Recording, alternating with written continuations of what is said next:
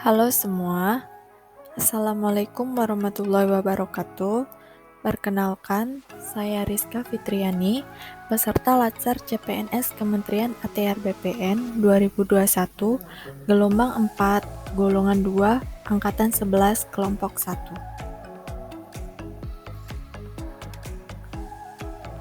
Pada kali ini, saya akan membahas tentang manajemen ASN, pelayanan publik, dan Whole of Government.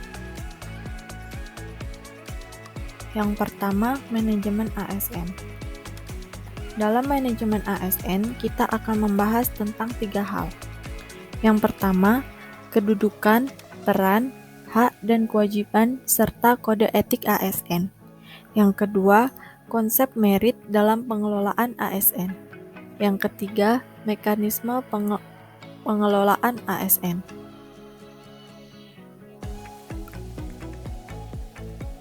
Kedudukan ASN. Pegawai ASN terdiri dari pegawai negeri sipil atau PNS yang diangkat secara tetap untuk menduduki jabatan pemerintahan serta pegawai pemerintah dengan perjanjian kerja atau P3K yang diangkat berdasarkan perjanjian kerja dalam jangka waktu tertentu yang berkedudukan sebagai unsur aparatur negara yang menjalankan kebijakan yang ditetapkan oleh pimpinan instansi pemerintah, serta harus bebas dari pengaruh dan intervensi semua golongan dan partai politik.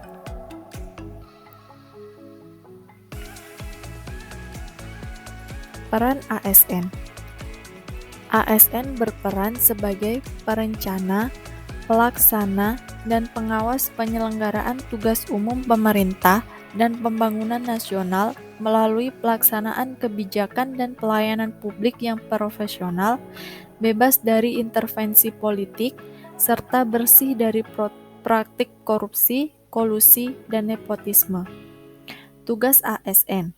Yang pertama, melaksanakan kebijakan yang dibuat oleh pejabat pembina kepegawaian sesuai dengan ketentuan peraturan perundang-undangan. Yang kedua, memberikan pelayanan publik yang profesional dan berkualitas. Yang ketiga, mempererat persatuan dan kesatuan Negara Kesatuan Republik Indonesia. Hak dan kewajiban ASN. Seorang PNS berhak memperoleh gaji, tunjangan dan fasilitas, cuti, jaminan pensiun dan jaminan hari tua, perlindungan, dan pengembangan kompetensi. Sedangkan seorang P3K berhak memperoleh gaji dan tunjangan, cuti, perlindungan, dan pengembangan kompetensi.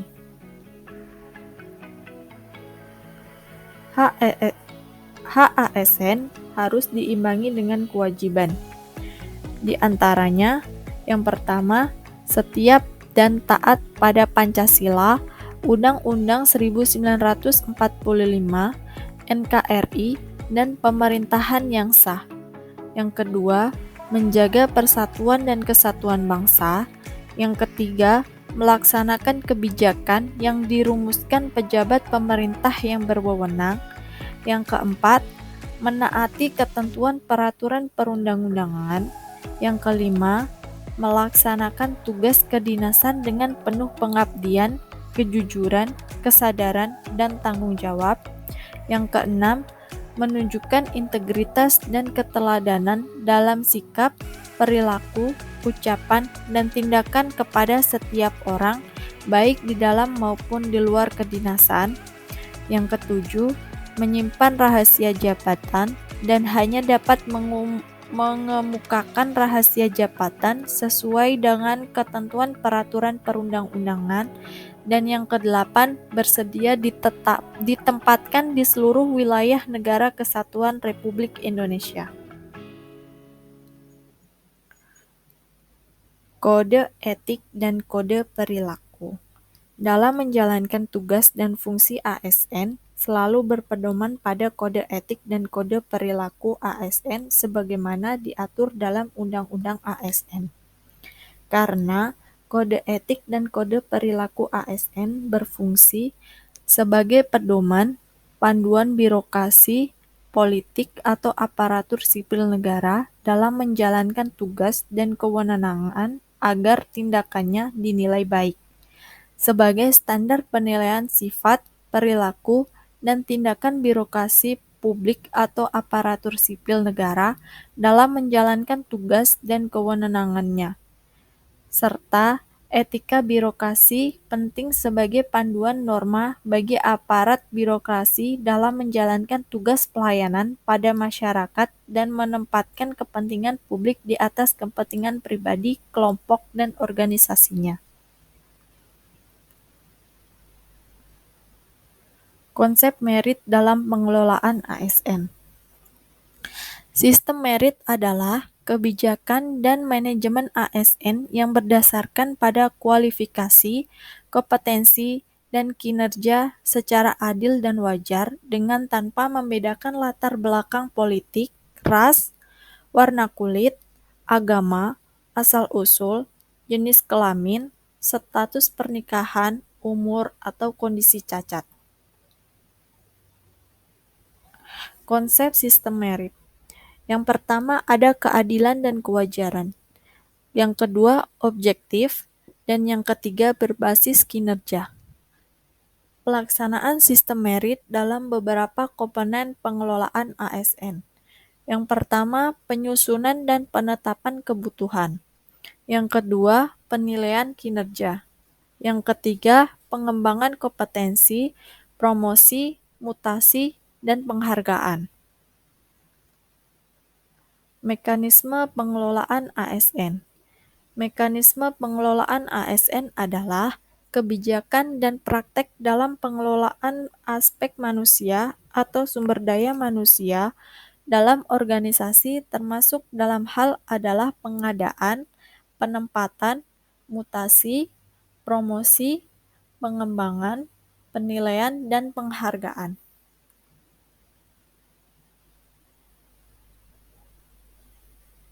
Terdapat beberapa perbedaan dalam mekanisme ASN untuk PNS dan P3K, yaitu pada pangkat dan jabatan, pola karir, promosi, mutasi, dan jaminan hari tua.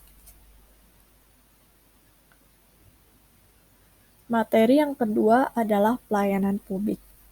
Pelayanan publik merupakan kegiatan atau rangkaian kegiatan dalam rangka pemenuhan kebutuhan pelayanan sesuai dengan peraturan perundang-undangan bagi setiap warga negara dan penduduk atas barang, jasa, dan atau pelayanan administratif yang disediakan oleh penyelenggara pelayanan publik. Jenis barang dan jasa dalam pelayanan publik dikategorikan jadi 4, yaitu barang semi privat, barang privat, barang publik, dan barang semi publik.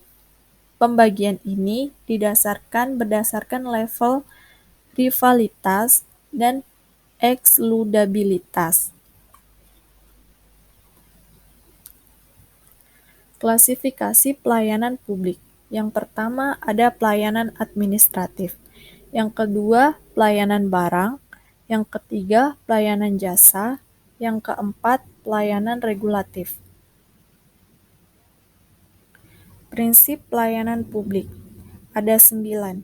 Yang pertama partisipatif. Yang kedua transparan. Yang ketiga responsif. Yang keempat tidak diskriminatif. Yang kelima, mudah dan murah. Yang keenam, efektif dan efisien.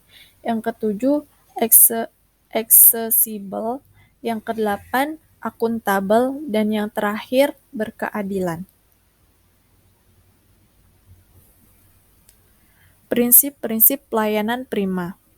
Yang pertama, responsif terhadap pelanggan atau memahami pelanggan. Yang kedua, membangun visi misi pelayanan. Yang ketiga, menetapkan standar pelayanan dan ukuran kinerja pelayanan.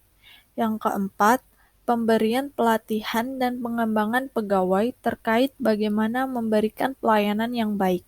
Dan yang kelima, memberikan apresiasi kepada pegawai. Materi yang ketiga, Wall of Government. Apa itu Wall of Government?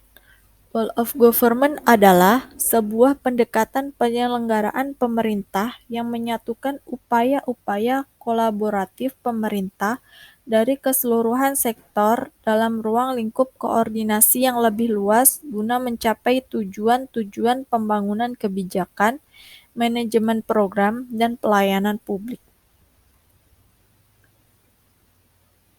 Mengapa Wall of Government sangat penting? Karena dorongan publik untuk kinerja good governance. Yang kedua, karena ego sentral dan siloisasi. Yang ketiga, karena perkembangan teknologi dan informasi, serta yang terakhir, karena keberagaman. Bagaimana cara melaksanakannya? Yang pertama dengan cara respon pemerintah terintegrasi. Yang kedua, menghilangkan sekat sektoral. Yang ketiga, kerjasama antar instansi pemerintah. Yang keempat, kolaborasi. Yang kelima, koordinasi. Dan yang terakhir, sinergitas. Praktek Wall of Government. Yang pertama, penguatan koordinasi antar lembaga. Yang kedua, membentuk lembaga koordinasi khusus. Yang ketiga, membentuk gugus tugas. Yang keempat, koalisi sosial. Tantangan dalam praktek Wall of Government. Yang pertama, karena kapasitas SDM dan instansi.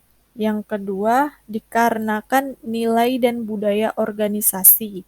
Yang ketiga, dikarenakan kepemimpinan.